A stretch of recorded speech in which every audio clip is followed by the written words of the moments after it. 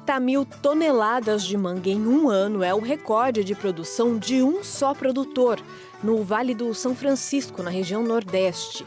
Em 1.300 hectares, com diversas práticas sustentáveis, a Agrodan produz manga o ano todo, de variedades muito apreciadas na Europa. Tome e Palmer, além da Quente Kate, sem fiapos, para comer de colher. Agora, a empresa também investe no mercado brasileiro, sem abrir mão da preservação ambiental e de investimentos em projetos sociais. Na produção, os cuidados começam no plantio, passam pela floração, com a ajuda de diversos insetos polinizadores, e seguem na frutificação, com o controle biológico de pragas, associado ao uso constante de armadilhas para avaliar os locais de ataque e só tratar onde é necessário. Na irrigação, o monitoramento é de precisão, reduzindo ao máximo o desperdício, com o reuso de água e tratamento de esgotos e efluentes. A colheita é manual e o armazenamento moderno tem capacidade de embalar 40 toneladas por hora. Depois, as mangas são resfriadas e seguem para a Europa, sem perda de qualidade. Em 2020, 92% do faturamento da empresa virá da exportação. E para falar mais sobre este assunto, no programa de hoje, o pesquisador e chefe-geral da Embrapa Territorial, Evaristo de Miranda, conversa com o engenheiro eletricista e professor da Universidade Federal de Pernambuco, Paulo Roriz Dantas, diretor-presidente da Agrodan, produtora de mangas no sertão de Pernambuco e da Bahia. Olá, bem-vindos ao Brasil Verde, um programa do canal Agro Mais dedicado exclusivamente à sustentabilidade da agropecuária brasileira. E como dizemos sempre por aqui, não se trata de discussão teórica sobre sustentabilidade, se trata de conversar com pessoas que fazem a sustentabilidade da agricultura brasileira. E a área irrigada é um dos setores que traz muitos desafios para a sustentabilidade. E hoje, quem se interessa por irrigação, quem se interessa por fruticultura, pelo Nordeste, vai poder acompanhar um tema muito interessante, que é a produção de manga no Vale do São Francisco. Eu tenho a alegria de receber aqui o Paulo Dantas, da Agrodan, que está fazendo um trabalho extraordinário naquela região. Bem-vindo ao Brasil Verde, Paulo Dantas. Olá, é um prazer estar aqui com você, Evaristo, e com o Brasil Verde, participando desse programa. Olha, eu já vou falar de cara que eu acho que o tempo vai ser curto para tanta coisa que você teria para nos contar. Mas assim, eu morei em Petrolina há muitos anos, participei da expansão da irrigação lá, e eu estou acostumado lá a ver gente que não é de lá, né? Ou o cara é japonês, ou o cara veio do Rio Grande do Sul, está lá na irrigação fazendo um trabalho bacana, mas você não, você é filho da terra, você é pernambucano. Conta um pouco essa história da sua família lá em Belém do São Francisco. Como é que vocês entraram nesse negócio? Como é que vocês foram para a irrigação? Como é que vocês chegaram? Aonde vocês chegaram, que nós pudemos ver aqui rapidamente na introdução? Na realidade, eu sou natural de Belém do São Francisco, fica a 240 quilômetros de Petrolina. Meu pai era médico lá, e eu vim ainda cedo estudar em Recife, fiz engenharia elétrica, comecei a trabalhar na Chess como engenheiro e comecei a dar aula na universidade, que eu dou aula até hoje.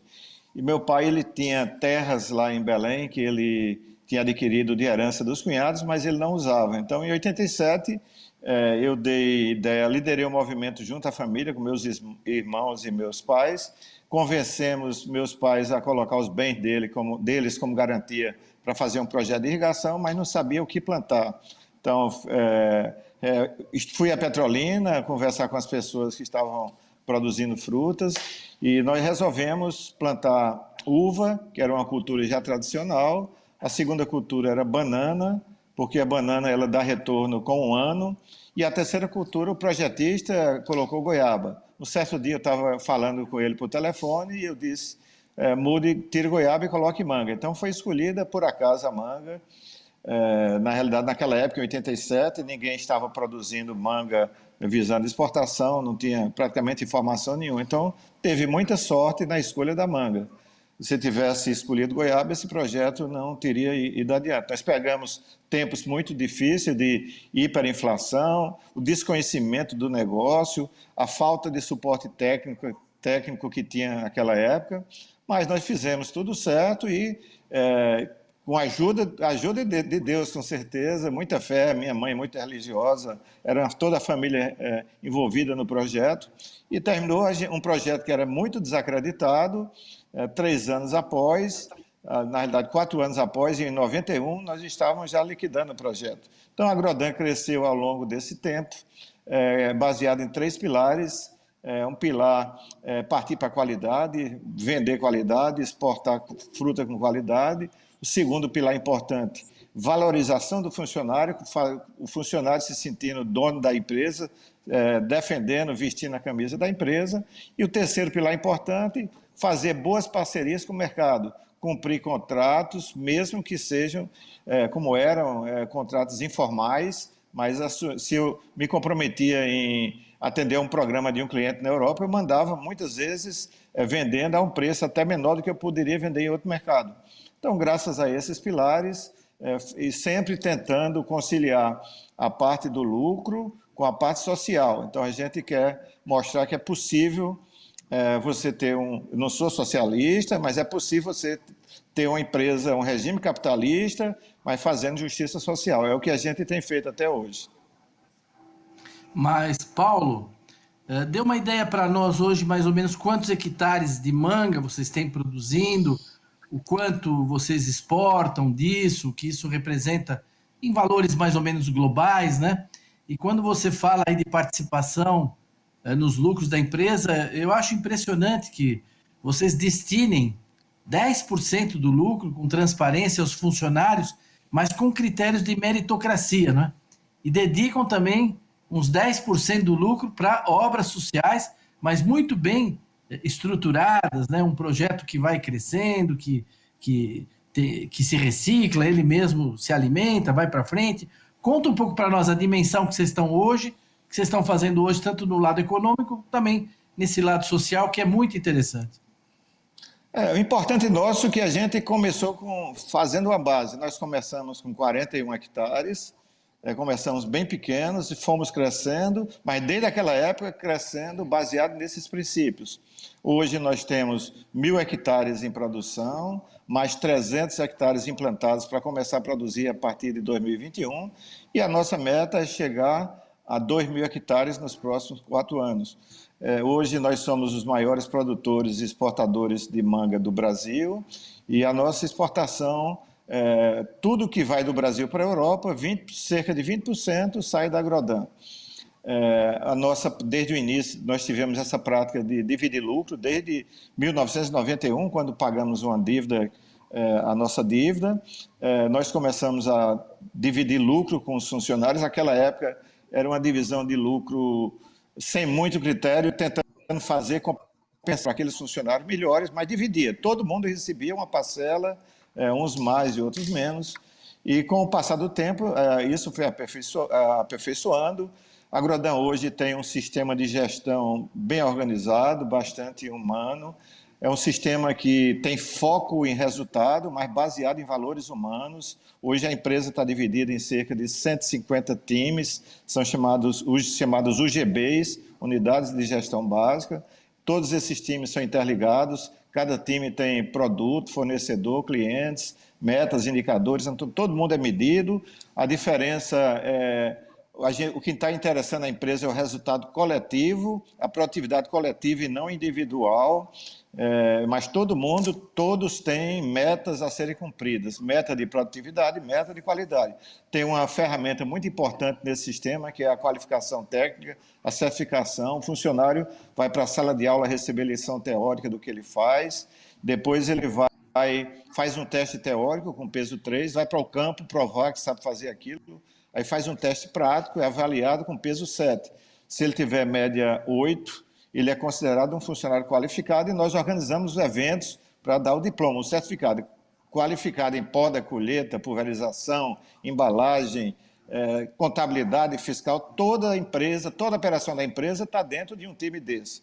Então, esses times, nós criamos critérios de níveis desses times, em função do desempenho. Então, tem o GB de nível 3, 2, 1, e nós usamos esses níveis para dividir o lucro da empresa. Então, a fatia de 10%, ela é justamente dividida baseado no resultado de cada time desse. Então, você tem o resultado do time, mas dentro do time você tem uma separação do individual, aqueles funcionários que faltaram, etc.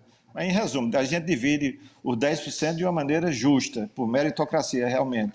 E a gente destina mais 10% para obras sociais. Nós destinamos, hoje nós temos uma escola com 265 crianças, do maternal ao 7º ano. Essa escola, em 2023, vai se transformar numa escola técnica de TI. E em 2026, se Deus quiser, estou trabalhando para ser uma faculdade de tecnologia da informação. Então, tudo isso, esses 10% da empresa tem que render muito para bancar essas obras sociais. Além da parte de educação, nós estamos investindo em saúde. Essa escola, eu homenageei a minha mãe, que era professora e vice-diretora da região, professora Olindina Rory Dantas, e nós também inauguramos uma unidade básica de saúde da família, que cuida dos funcionários da Agrodan e da comunidade, e também batizei com o nome do meu pai, Dr. Álvaro Dantas, que era médico da região. Então, é por isso, uma das intenções nossas é de crescer a empresa para que os 20%, 10% para funcionário e os 10% dê muito para essas obras sociais, né? Nós vimos aí, acho que muito bem explicada, dimensões da sustentabilidade econômica e social, né? Eu queria entrar então um pouquinho com você aqui na sustentabilidade agronômica, ambiental do cultivo da manga. Todo mundo conhece a mangueira, né? Uma árvore que veio lá da Índia para cá, que os portugueses trouxeram, mas hoje não é mais a mangueira da Índia que a gente planta, são variedades selecionadas, que têm características, né? Mas é uma árvore, né, que vive durante muito tempo e que, como ser vivo, pede uma série de cuidados, um acompanhamento quase que individualizado, né? E você tem todo esse acompanhamento, essa gestão dos seus pomares. Você podia contar um pouquinho para nós no que os seus pomares são mesmo sustentáveis? Onde é que você busca sustentabilidade na produção, na qualidade da sua manga, aí, da manga da Agrodan? A Agrodan, hoje, nos 1.000 hectares que estão em produção, nós temos cerca de 250 talhões de aproximadamente 4 hectares. São talhões onde o alinhamento das mangueiras baseado na posição do sol no período do ano de outubro a dezembro, para dar a melhor coloração possível à manga. A manga, para quem não é da área, a manga, aquela cor, o vermelho da manga é adquirido com os raios do sol. Então, o raio de sol de manhã, ele bronzeia a manga, ela fica vermelha, e o raio de sol da tarde, normalmente ela pode queimar a manga, e para não queimar, nós usamos uma espécie de protetor solar. Bom, em cada talhão desse, nós temos o controle de tudo que se gasta, tudo que produz, nós monitoramos a questão da irrigação. A nossa irrigação, ela é baseada na informação do que cada planta está dizendo, do que o tronco está dizendo. A manga, nós temos um sistema que detecta a oscilação do diâmetro do tronco da manga, do pé de manga. Então, o pé de manga, quando ele está bem abastecido de água, ele se expande, o diâmetro, aumenta o diâmetro. Quando ele está com cedo, retrai. Esse movimento é mínimo, de cerca de 0,04 milímetros, mas o nosso sistema ele detecta essa variação, de tal forma que, usando, a gente tenta irrigar não só baseada nas informações climáticas, mas também no que é o principal interessado no volume de água, que é o pé de manga, o que é que ele diz. Então, nós temos uma irrigação que consegue economizar cerca de 20% da água baseada nas informações do pé de manga. Nós hoje praticamos agricultura de precisão, com monitoramentos, a gente monitora pragas, de tal forma que a gente só pulveriza quando a população de pragas está acima de determinado nível, e também a gente só pulveriza as áreas afetadas. Então, nós economizamos água, economizando defensivos, temos um trabalho eficiente de nutrição, para também balanceamento dos nutrientes, para não estar desperdiçando nutrientes. Então, nós tentamos fazer tudo de uma maneira sustentável, para realmente produzir mais usando menos insumos. Quer dizer, Paulo, para o pessoal que está nos ouvindo aqui da cidade, né? Você está aí no Vale do São Francisco, muitos que nos ouvem estão aqui no sul, no sudeste, né? Mas você está lá com esses 1.000 hectares de manga, né? Vai saber onde vai começar uma praga, uma doença, né? Então, antigamente, a pessoa pulverizava regularmente, quando a coisa estava favorável, vamos dizer assim, aquela praga, aí você pulverizava. Hoje você, imagina, deve ter armadilhas, né, para ficar vendo se aparece os insetos, as coisas são problemáticas. Então você acompanha armadilhas, é assim que você faz? Como é que funciona para saber que só vai pulverizar agora e naquele lugar ali? Exato. Por exemplo, mosca da fruta. Mosca da fruta uma praga que prejudica muito a fruticultura do mundo, e nós temos armadilhas espalhadas pelos pomares, e o funcionário vai todo dia monitorar quantas moscas estão em cada armadilha dessa. Então existe uma população de mosca que é aceitável, ele vai lá, quando ele vai lá e registra quantidades de moscas encontradas em cada armadilha, vai lá com o tablet, através do GPS, ele sabe exatamente a localização daquela armadilha, e a gente tem código de cores. Então, se aquela população está adequada, vai sair no final, dentro do sistema nosso, o sistema de monitoramento vai aparecer o verde, se tiver com uma quantidade razoável aparece o amarelo, e se tiver muito crítico, vermelho. Mas o importante é que naquele talhão, naquele pomar, a gente identifica exatamente quais são as plantas, ou as faixas de plantas que precisam ser pulverizadas. Então, ao contrário do que se fazia no passado, você vinha e pulverizava tudo, não, agora você pulveriza plantas ou filas quando é absolutamente necessário. E, além disso, a gente tem o cuidado de, antes de colher nossas mangas, nós mandamos para o laboratório para garantir que não tem nenhum resíduo. Então, a agricultura que nós praticamos não é uma agricultura orgânica, mas é uma agricultura que nós garantimos resíduo zero aos nossos consumidores, atestado pelos resultados, pelas análises de laboratório. E isso é uma exigência do mercado da Europa, os clientes da Europa exigem isso, e logo, logo o brasileiro também vai exigir isso. Então, a gente já adota isso para todos os mercados, mas essa é a tendência natural do Brasil, de você ter um produto com garantia de resíduo zero. Então, o consumidor pode ficar tranquilo que está consumindo um produto, no nosso caso, uma manga bonita, saborosa e segura. Paulo, quando a gente faz irrigação, não é? Em regiões tropicais, fruticultura, num ambiente como esse onde você está, existe uma população de insetos enorme, não é? E eles também trabalham junto com o agricultor, podem trazer problema, mas também são soluções, né?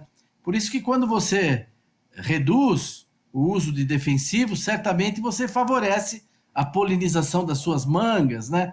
Você podia comentar um pouco para nós esse papel dos insetos, tanto em controle biológico, se isso existir, como no caso da polinização da manga, que tem uma inflorescência muito diferente do que as pessoas estão acostumadas, vários insetos participam, né, dessa polinização, até moscas, etc.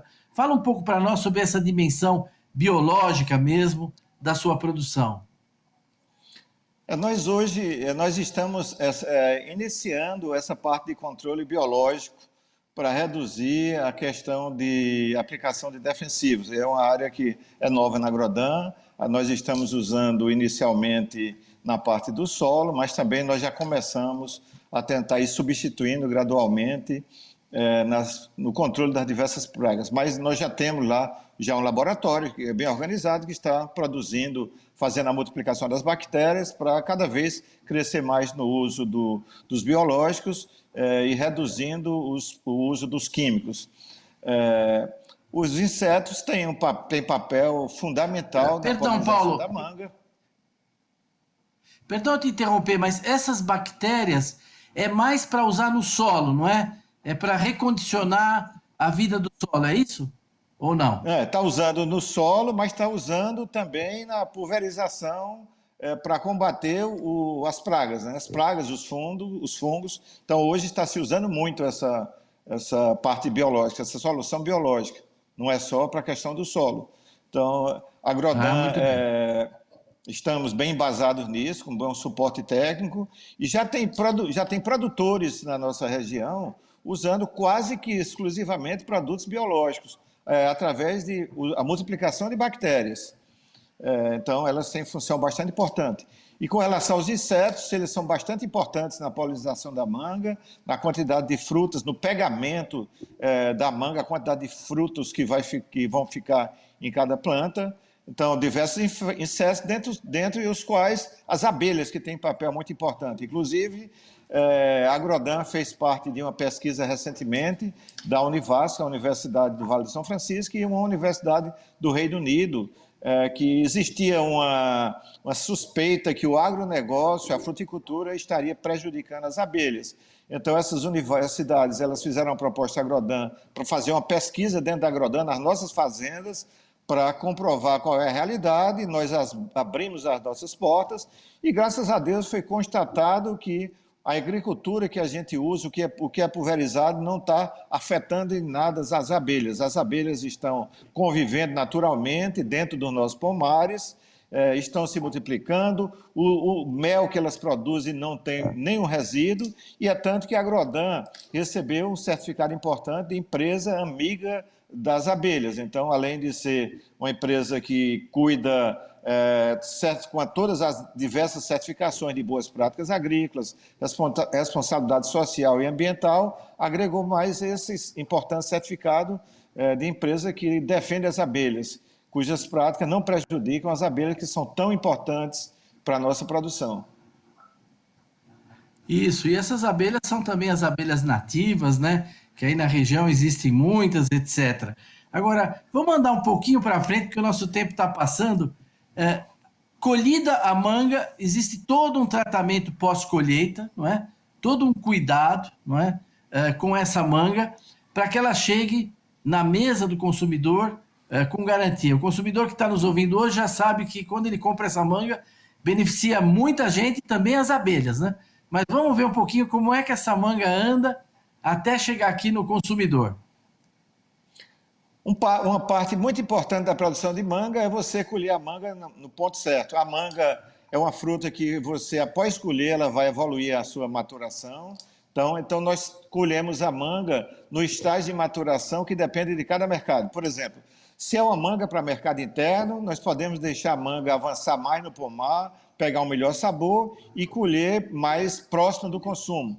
Se é uma manga que vai para a Europa, a manga que vai para a Europa, ela vai para o packing house, as mangas são lavadas, são selecionadas, são classificadas por peso, por cor, por defeitos. Também as mangas de mercado interno são selecionadas. A diferença é que no mercado interno a maturação é mais avançada. Mas a manga que vai para a Europa, nós escolhemos uma maturação um pouco mais atrasada, porque a manga, depois de processada, depois de classificada, colocadas em caixas de 4 ou de 6 quilos, paletizadas, elas vão para os túneis de resfriamento, a temperatura vai ser baixada para 10 graus e elas vão viajar 10 graus para a Europa, vão viajar 10 graus para a Rússia. Então tem toda uma tecnologia, todo o manejo, porque a fruta durante a viagem ela vai em 10 graus, mas ela vai avançando a sua maturação. Então ela tem que chegar à Europa, chegar ao destino, numa condição que ainda suporte cerca de 10 a 12 dias de tempo de prateleira, para que o importador possa vender, distribuir essa manga naquele país. E um detalhe interessante é a manga que vai para a Rússia, cujo transit time é longo, cerca de 24 a 26 dias, nós usamos nos contêineres uma tecnologia de atmosfera controlada. Então, nós controlamos o nível de oxigênio e de CO2, de tal forma que a manga ela vai hibernando e quando ela chega lá, ela volta a viver de novo. Então, é uma maneira de você conservar a manga por um tempo mais longo e ela aumentar o tempo de prateleira dessa. Então, existe todo um processamento com muita tecnologia, desde o campo. Já no campo, nós temos equipamentos que usam tecnologia, injetam raios próximo do infravermelho na manga para detectar internamente como é que está a maturação, se tem algum defeito interno ou não. No pack house nós temos máquinas de alta tecnologia, então, nós temos uma máquina lá que tira 20 fotos de cada manga, nós estamos processando lá 40 toneladas de mangas por hora, isto é, cerca de 80 mil mangas por hora, e essa máquina tira 20 fotos de cada manga, e essas 20 fotos elas dão a ideia de como como está a superfície de cada manga em termos de aparência, de cor, em termos de defeitos, e nós classificamos essa manga para atender o que cada cliente quer. Então, existe uma tecnologia grande, um grande investimento para que a gente possa levar a manga do pomar até a prateleira do supermercado, que vai vender ao consumidor final e que chegue lá nas melhores condições possíveis. Paulo, eu acho que hoje quem pôde nos acompanhar, se não conhecia essa irrigação do Vale do São Francisco, teve a oportunidade de conhecer muita novidade, de ver quanta tecnologia tem hoje nesse sertão semiárido na área irrigada. Quando a conversa é boa, o tempo passa rápido, nós estamos caminhando aqui para o final do nosso programa. Eu queria agradecer muito a sua participação, todas as informações sobre a Agrodan que você nos deu, e te passaria a palavra para o seu encerramento final. Nós temos aí um minutinho para encerrar o nosso programa. Queria dizer que o Vale do São Francisco, o Nordeste brasileiro, pratica uma agricultura de alta qualidade, uma agricultura sustentável, a fruticultura sustentável. É um setor que é um setor que não se destaca muito na balança de pagamentos do agro brasileiro, é pouco representativo, mas é o setor que mais emprega no agronegócio. Então, exatamente por ser a fruticultura implantada nas regiões semiáridas, onde tem mais carência, onde existe mais pobreza, e o Brasil hoje, é o terceiro maior produtor mundial de frutas, mas é apenas o 23º exportador de frutas. Então, o Brasil perde hoje para vários países da América do Sul, como Colômbia, Equador, Peru, Chile, perde de diferença enorme. E o Brasil tem um grande mercado interno, mas ele poderia ser grande tanto no mercado interno como na exportação. Então, o Brasil a fruticultura deve ser usada para desenvolver as regiões do semiárido brasileiro, que tem potencial para a fruticultura, e gerar muito emprego, que é o que o Brasil está precisando. Paulo, agradeço de novo a sua participação e convido a todos a nos encontrar de novo aqui a semana que vem no Brasil Verde. Até lá!